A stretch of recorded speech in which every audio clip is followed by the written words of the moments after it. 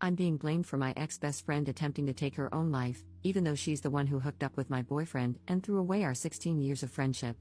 Posted by you/sapphire_trash. My ex-best friend attempted to take her own life, and I don't care. I haven't reached out. She slept with my boyfriend behind my back. We're both 20F, and we've been friends since reception, 4 to 5 years old, a UK thing. She was my sister, my rock. We stood by each other through everything. When my parents divorced, she was there to offer a shoulder for me to cry on. When her grandmother died, I was there, keeping her afloat throughout high school. I'd been dating my boyfriend, 21M, for about 3 years. We started dating in sixth form, a version of UK college, and he was my first serious relationship. I introduced him to my family. He was many of my firsts. He was sweet, a little awkward, being a gamer guy, but he treated me to date nights and always made me feel special. Maybe this is me being young and dumb, but I thought I'd marry this guy someday. This was something I told my best friend. Well, about a month ago, while my boyfriend was in the shower, I saw a text notification pop up on his phone. We look at each other's notifications all the time, so I grabbed his phone to see it. It was from her, asking if they were still on for tonight and if she should wear his favorite dress. He told me he was hanging out with friends and going drinking. Him going drinking with friends wasn't unusual, so I never thought anything of it, but in hindsight, I wonder how much of him going out was with friends and how much of it was going out with her. I saved screenshots of their conversations. I sent them to myself.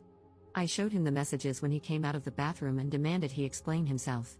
I couldn't contain how upset, angry, and hurt I was. An argument ensued, where I told him he was disgusting, and I left his place. Shortly after arriving home, I started getting bombarded with calls and texts from my best friend.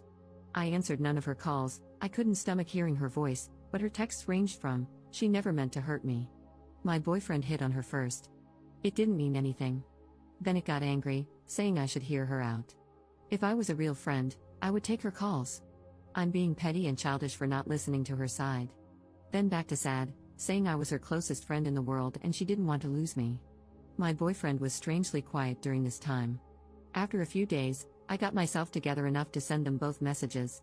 Maybe it was cowardly, but I didn't have the strength to call them. I told my now ex-boyfriend that we were done and I wouldn't give cheaters any chances with me. He responded by trying to call me, but after the third or fourth attempt, he gave up. He sent me a final message saying it wasn't that big of a deal, that they just fooled around, but agreeing he didn't want to date me anymore. My ex-best friend was more persistent after I told her I wanted nothing to do with her. Day after day, I'd get messages and calls from her. Demanding to talk. Demanding we resolve this. Demanding I not say anything to anyone. Saying she's stopped seeing him. Saying she'll unalive herself if I don't talk to her. Really messed up stuff. I ended up confiding in a mutual friend about what was going on because I was seriously beginning to wonder if I was being a bitch. This friend reassured me that my feelings were justified. However, I wasn't expecting this friend to spread around what happened. The gossip spread like wildfire, and a few days ago, my ex-best friend tried to take her own life. I said nothing. I haven't visited her in the hospital. I haven't sent any messages to her family. Now her older sister keeps messaging me, telling me I'm a heartless bitch for leaving her at her lowest. For not trying to prevent this. That everyone makes mistakes and that her sister didn't intentionally hurt me. Maybe it does make me a heartless bitch, but I don't care. I'm relieved she survived, but I'll never forgive her. I'll never forgive her betrayal. She destroyed our friendship when she slept with my boyfriend. Commenter. Good, don't contact her or her family, that's done for. You're not responsible for her mental health. And make better friends, not gossiping ones like the one who told everyone. Just cut them off. If your family tries to pressure you to be friends with her, warn them that you're not above going low contact with them. Block them all as well. Ops response. Unfortunately, I don't think the friend I confided in had intended for things to escalate so much. She really helped me understand that I wasn't being a terrible person for not giving my ex-BFF a second chance. She cheered me up and made me feel better, but she ended up telling the rest of our friend group, and after that, it was like Pandora's box had been opened. I've blocked my ex and my ex-BFF. I've also blocked her sister, and it's looking like I'll need to block one of her cousins too. This makes me a little sad because I was always so close with her cousins. My dad agrees with me 100% and told me I'm doing the right thing. When I told my mom, I could tell she was disappointed and tried suggesting that I talk to my ex-BFF, but I shut that down really quickly, and she backed off. Update 1 month later. Hey again. It's been a while. First, I want to thank everyone for all their comments and support. In hindsight, I now realize I wasn't being a beach, but in the moment, when I was being bombarded by texts and calls from her family, it's hard not to let those thoughts mess with your head. I didn't know if I was going to post an update, but some things have happened, so this might get a little long, sorry. Giving fake names, ex-BFF is Nikki, her older sister is Tammy, and ex-BF is Josh. I'll name anyone relevant as I go. So I mentioned in a comment that my mom wanted to speak to me later that day. I had a few replies warning me that she would try to pressure me into forgiving Nikki, and they were right. She came over to my dad's that evening and wanted a conversation in private. She asked if I'd spoken to Nikki yet. I said no. She asked if I was going to. I said no. I was trying to be as firm as possible because I knew what she was about to do. She asked, "Don't you think you should?" My response was, "No. I don't see why I should." I sent her a final message almost a month ago. This is where things began to really go south in the conversation. "Mum, love, she's in the hospital right now. She needs all the support she can get. You're meant to be her friend." I didn't even know about her condition until her mother called me. Me, really? I meant to be her friend after she slept with Josh behind my back? I didn't say anything about her because I didn't want to talk about her. "Mum, are you really going to hold on to a silly grudge? I understand she hurt you, but she's hurting so much more right now, love." Me, she's hurting? Mum, yes, you both are. I raised you to be a kind, forgiving person. Why can't you forgive her? Me, what? Like how Dad should have forgiven you? This wasn't my finest moment. I didn't bring it up before because it wasn't relevant, but the reason my parents' divorce was due to infidelity on Mum's end. And it wasn't just a one-time thing, not that it matters even if it had been, but my mum always believed Dad should have just forgiven her. I admit this was a low blow for me, and the conversation spiraled into an argument from there, with both of us saying some not-so-kind things to each other. Eventually, I decided the conversation was over because we were just going around in circles and heading into yelling territory, so I told her to leave and said I'd try talking to her again when we'd both calmed down. When she was leaving, she said this, "I hope you're not as cruel as your father." I'm typically not an angry person, but this infuriated and hurt me. I lived 50-50 between my parents. They both made sure I had everything I could need or want, but she felt her situation and struggles were undeserved. Dad never helped with bills or payments that didn't involve me. She expected more. Cheaters always do. I didn't say anything when she left. I just blocked her number and social media accounts and cried. She cared more about the girl who had hurt her daughter than about her own daughter. She realized pretty quickly what had happened and came back the next day, but Dad told her I didn't want to talk to her, true, and she had to leave. It took maybe half an hour before she finally left. The next few days, she kept trying to reach me through other people, but I stayed silent. The Friday after my post, I decided I felt calm enough to talk to her and unblocked her. We spoke over the phone, which wasn't as exciting as the conversation above. Basically, it was her apologizing and telling me she was wrong for trying to force me to forgive Nikki, that she'd respect my decision, but she tried to suggest I think about it. I very firmly told her I was not forgiving Nikki. She just said, okay. Things didn't really feel the same with us. I couldn't bring myself to be as chatty with her as I was before, and it didn't help that she kept giving me updates about Nikki. The first time she did it, she told me Nikki had been put on a 72-hour psych hold, assessed, and eventually released.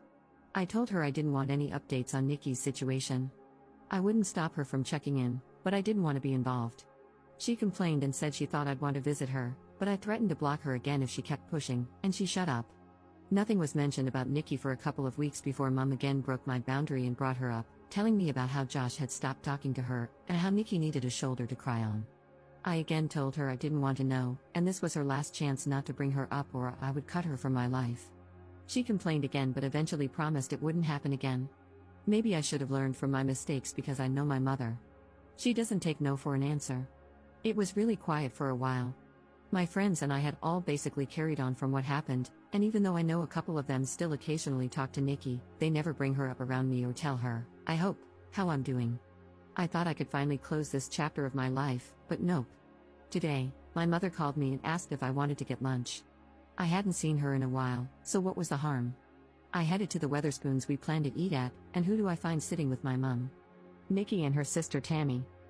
As soon as Nikki sees me, she gets up and tries to hug me, but I just raise a hand and take a step back, and this girl has the audacity to look upset. Mum immediately knows she's effed up because she's scrambling with all the excuses. It hurts to see you two fall apart like this, you were so close. I thought you'd forgive her by now. And my favorite, she made a mistake, she misses you. During this time, Nikki has been quiet, and I can see Tammy glaring at me. I'm just so effing angry and upset. I honestly didn't think Mum would pull something like this. I wanted to leave and cry, but I looked at Nikki and said, for someone who's made a mistake, she sure hasn't apologized for it yet. She had this guilty look on her face and muttered something about me having her blocked and having no way to. I said, "Is that really all you have to say?" And she just looked at me, confused. I was done. I turned to leave, and her sister started yelling after me, saying that I owed Nikki a second chance with all the trauma I put her through, while Nikki was begging me to just listen to her and talk to her. I told them all to F off and never contact me again and left. I managed to get out of there before Tammy started a fight and went home, where I sent my mum a text a while ago telling her she'd better lose my number because she no longer has a spot in my life. Then I blocked her and just cried. My dad's been doing his best to comfort me, but it just hurts so bad that my own mother did this to me. So that's where things are at right now. I'll update if anything else happens, but this whole situation really effing sucks. Commenter. Why were you still in touch with your mother when she cheated on your dad? Ops response. Because she was still my mum. I was a teenager when my parents divorced, and it was my father who encouraged me to maintain a relationship with her. Second update 16 months later. Hey there, everyone. I'm the girl who made the "my ex-best friend attempted to take her life" posts. I didn't think labeling this post like that really fit. I first want to apologize for taking so long to give you an update and to also thank you for your kind words. I haven't been able to reply to many messages, and I've had a lot, but I've taken the time to read through every single one, and I appreciate every single one of you. This Christmas has been amazing. I spent it with my family, with my dad, and I went out on Boxing Day night with my friends to party hard and regretted even harder the following day. I'm in a much better place than I was back in December 2023. That's kind of why I struggled to give you all an update, because around Christmas and New Year's 2023, I was not in a good place. I really needed to focus on myself and work on getting to a better place. As of January 2024, I have been no contact with my mother. Unfortunately, I've seen her since then, and I've done my best to avoid talking to her on the 3 occasions I've had to be in the same place as her. Not out of choice, mind you, but it is what it is. During Christmas 2023, she had expected that I would be spending it with her and her side of the family. Given the events at that time, this was obviously not happening, and my dad told her as much. She lost her mind. She refused to take no for an answer leading up to Christmas, to the point that Dad and I left for my paternal aunt's house on Christmas Eve to spend the night there. According to a neighbor, my birth giver showed up pretty early in the morning to catch us leaving, but was irate to learn we already weren't there. Thankfully, my aunt had moved house quite recently, so my mother didn't know the new address. However, we came home to parcels completely destroyed on our porch the following Boxing Day. There was even a Christmas card labeled for me, but inside was a horrible letter from my mother, describing me as the worst daughter on the planet. That honestly destroyed me, and I spent New Year's a mess. It's difficult cutting off your own mother. I spent half of January 2024 trying to fix things with her, but it came to a head when I realized I was the only one being forced to compromise. I finally cut off contact, and it's been that way since. There's been more between then and now, but I think those are incidents I'll post on my Reddit page or in the comments of this post to prevent it from getting too long. In terms of Nikki, I've heard she's doing better. We've not spoken since my mother's lunch escapade, but she's found a job and, according to a mutual friend, a new circle. Despite everything that she's put me through, I'm happy for her. It's almost 2 a.m. here in the UK, so if I suddenly stop responding to comments, I've fallen asleep.